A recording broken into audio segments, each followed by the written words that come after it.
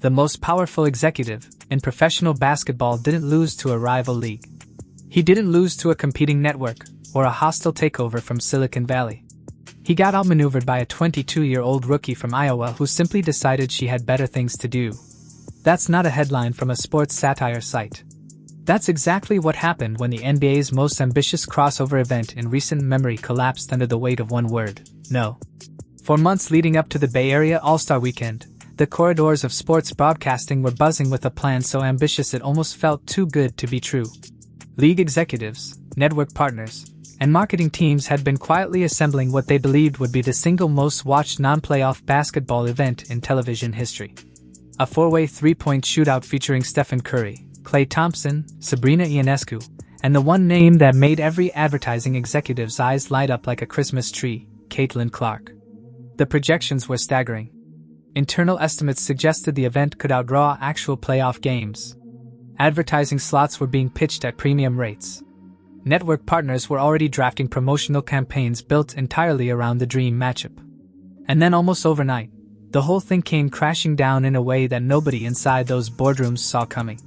What followed wasn't just a scheduling conflict. It was a full-scale corporate earthquake that exposed exactly how dramatically the balance of power in professional sports had shifted when nobody was paying attention. To understand why this moment hit so hard, you have to go back and look honestly at what was happening inside the NBA's most celebrated annual tradition. For years, All-Star Weekend had been bleeding out slowly, and league executives knew it better than anyone. The ratings told a brutal story. Fans were tuning out in massive numbers, exhausted by exhibition games where nobody played defense, and the competitive stakes felt roughly equivalent to a celebrity charity golf scramble. The energy was gone. The urgency was gone. And in an era where attention is the most valuable currency on earth, losing fan investment during your flagship showcase was a genuinely alarming problem. Television networks were pouring billions into broadcasting rights while the product they were paying for continued shrinking in cultural relevance. Advertisers started asking uncomfortable questions. Viewership demographics were shifting. The casual sports fan, the person who doesn't follow box scores but will absolutely stop scrolling to watch something genuinely compelling, had completely checked out of the All-Star format. League executives were sitting in crisis meetings trying to figure out how to inject life back into an event that had become a ghost of its former self. They needed something real, something that felt like it actually mattered, not another manufactured halftime spectacle or celebrity dunk contest.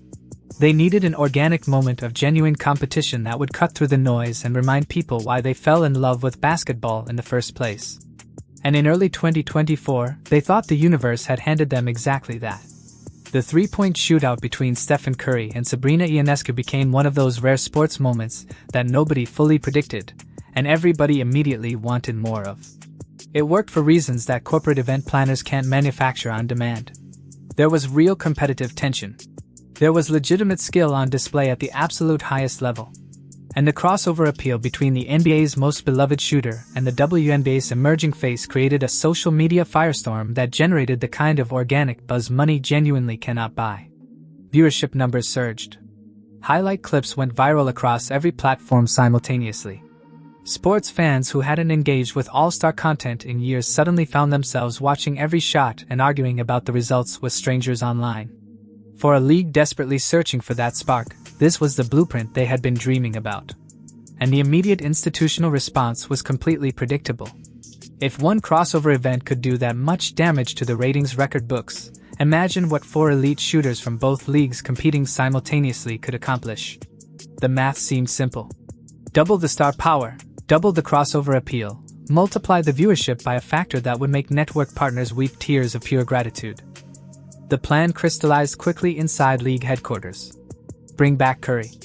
Add Klay Thompson for the home crowd factor in the Bay Area.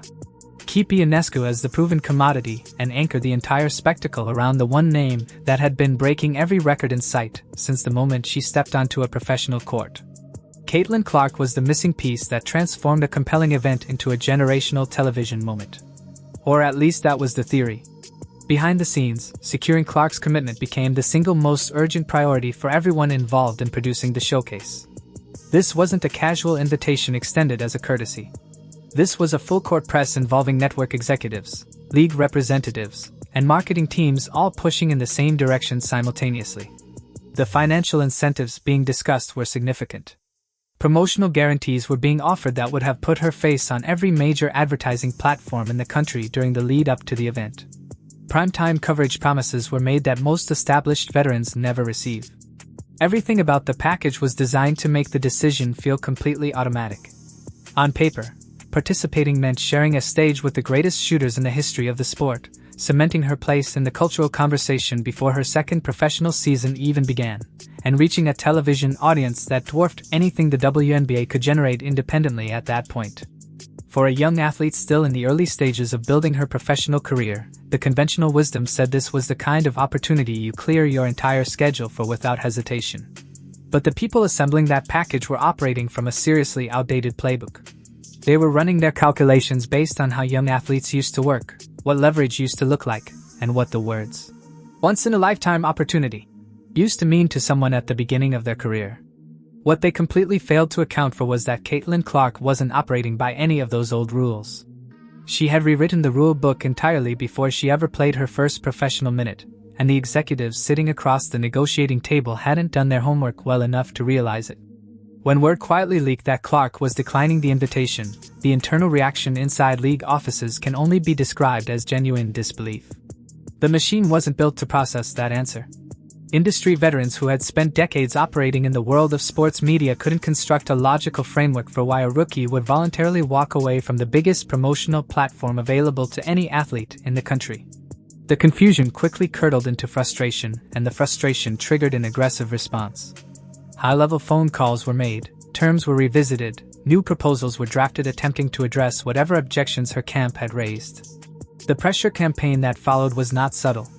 League representatives made it abundantly clear that they viewed her participation as something close to an obligation, a duty owed to the sport, to the fans, and to the broader mission of growing basketball's television footprint. The framing coming out of executive circles suggested declining was somehow an act of professional irresponsibility. What that framing missed entirely was the reality Clark was actually living through. She had just completed one of the most physically and mentally punishing stretches of any athlete's recent career. Her path from college to the pros hadn't included anything resembling a traditional offseason. She had gone straight from the intensity of a deep NCAA tournament run directly into a WNBA rookie season that arrived with expectations no first-year player had ever faced. Every game was a sellout. Every performance was dissected under a national microscope. And on the court itself, she was absorbing hard fouls and intense defensive pressure night after night from veterans who were absolutely not going easy on the new girl, regardless of how many cameras were watching. She was exhausted in ways that don't show up on a spreadsheet. And the last thing a genuinely exhausted athlete wants is to fly across the country to serve as a ratings rescue operation for an event that had nothing to do with her actual competitive goals. The fallout from her decision spilled out of the executive suites and into the open media landscape almost immediately. And what followed was a weeks-long national conversation that went far deeper than a simple three-point contest. Sports commentators and analysts began openly questioning whether league executives had fundamentally mishandled the entire negotiation from the very beginning. Some argued that the approach of treating Clark primarily as a commercial draw rather than a serious competitor was inherently disrespectful to her as an athlete. Others pointed to what they saw as a condescending assumption that she would naturally prioritize the NBA's promotional calendar over her own physical recovery and competitive preparation. The debate expanded rapidly.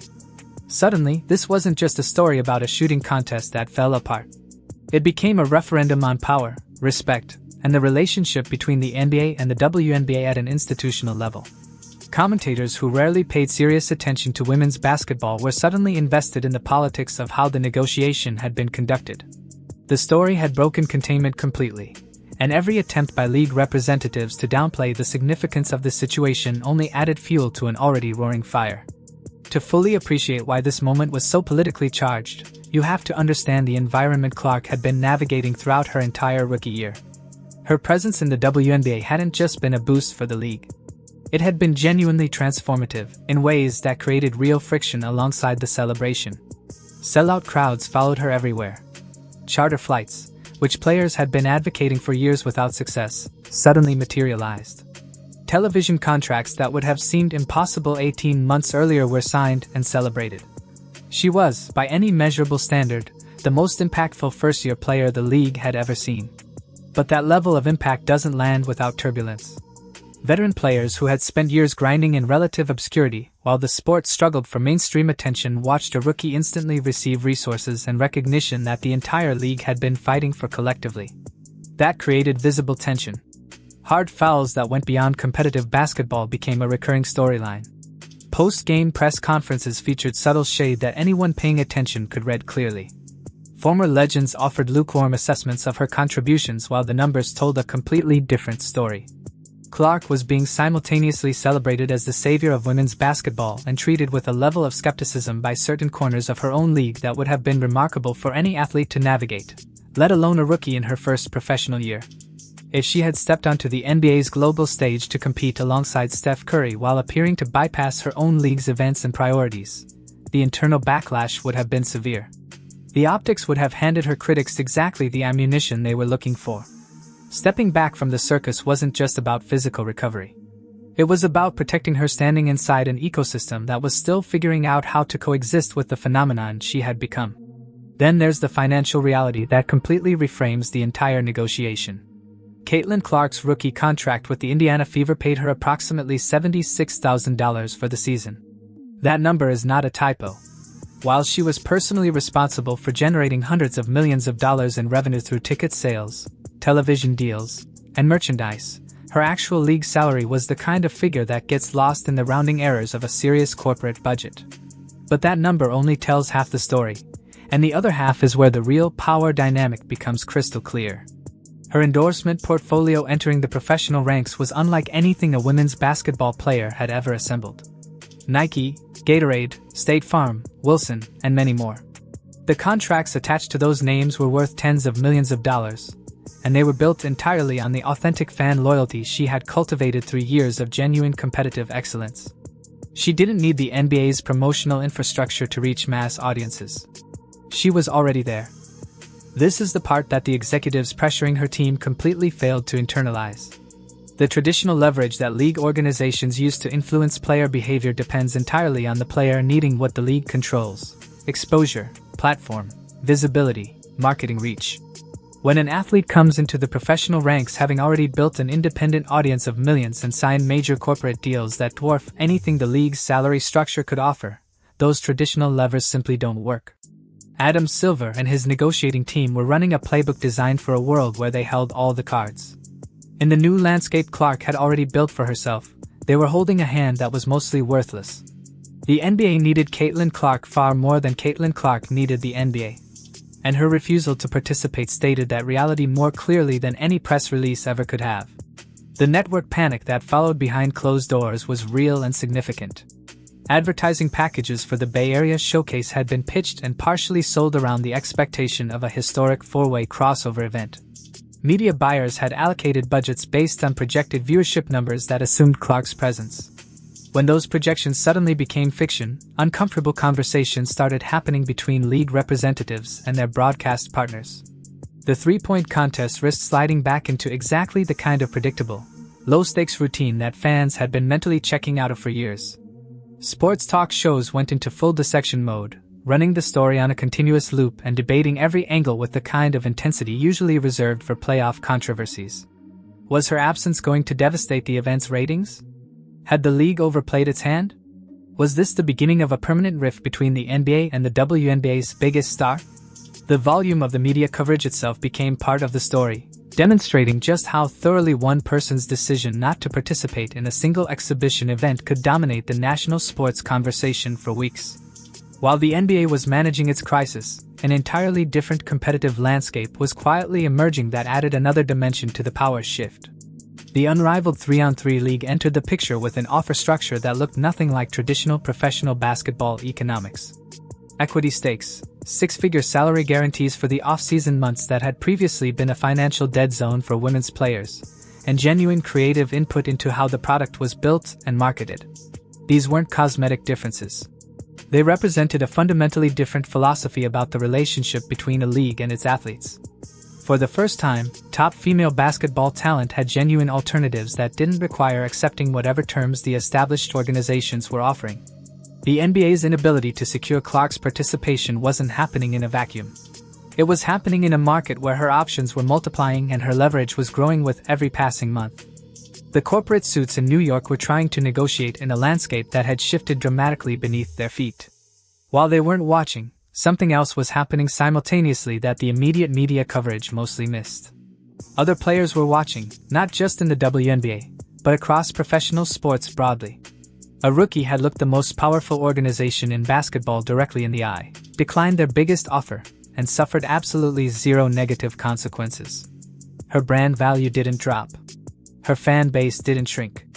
Her endorsement partners didn't get nervous. If anything, the authenticity she demonstrated by prioritizing her own judgment over corporate pressure made her more appealing to the brands that had already invested in her. That's a lesson that travels fast in professional sports locker rooms. The conversation among players shifted noticeably in the months that followed.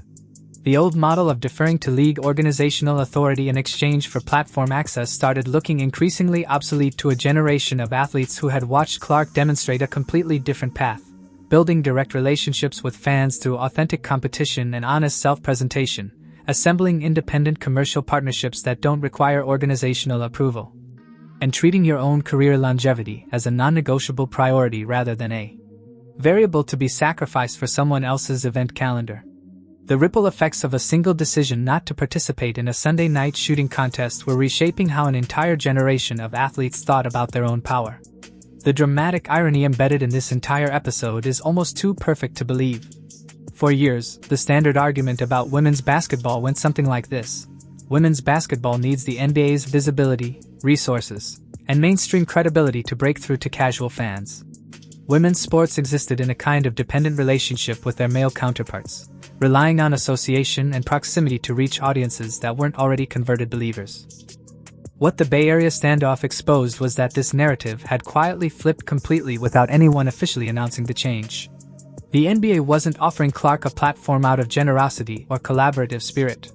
They were desperately seeking her star power to rescue a format that had lost its ability to generate genuine excitement on its own terms. The organization that women's basketball supposedly needed for mainstream credibility was the one making emergency phone calls and drafting revised proposals trying to win over a second-year professional athlete. The auxiliary product had become the main attraction.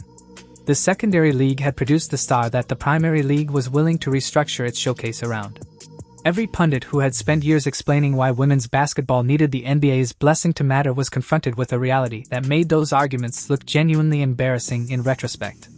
As the All-Star weekend approached and the final lineups were confirmed without Clark's name attached, the conversation turned to what this moment meant for the future of crossover events in professional sports.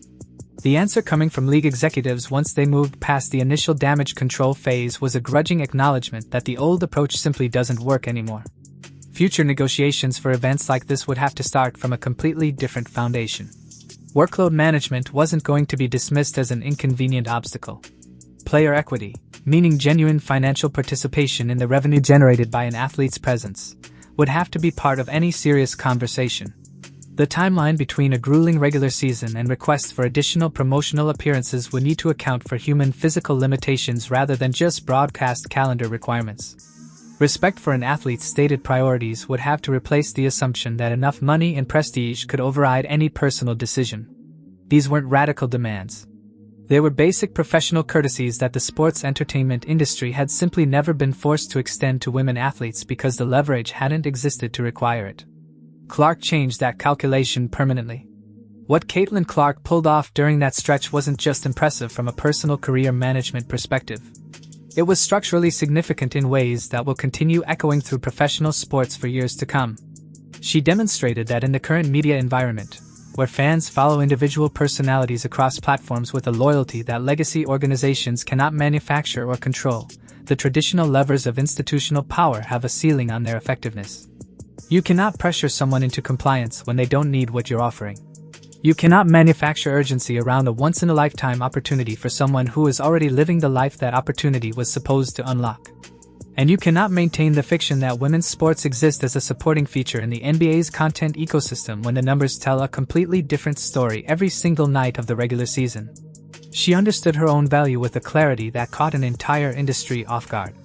She understood the long game when the people across the table were playing for a single Sunday night rating spike.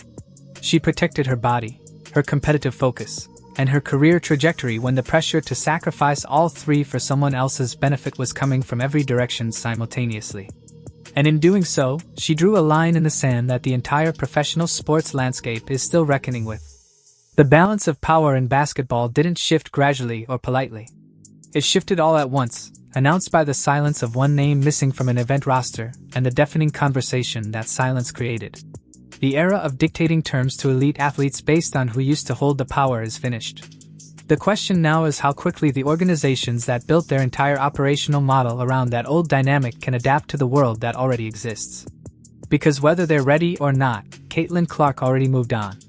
This has been a presentation of Hoops Uncovered.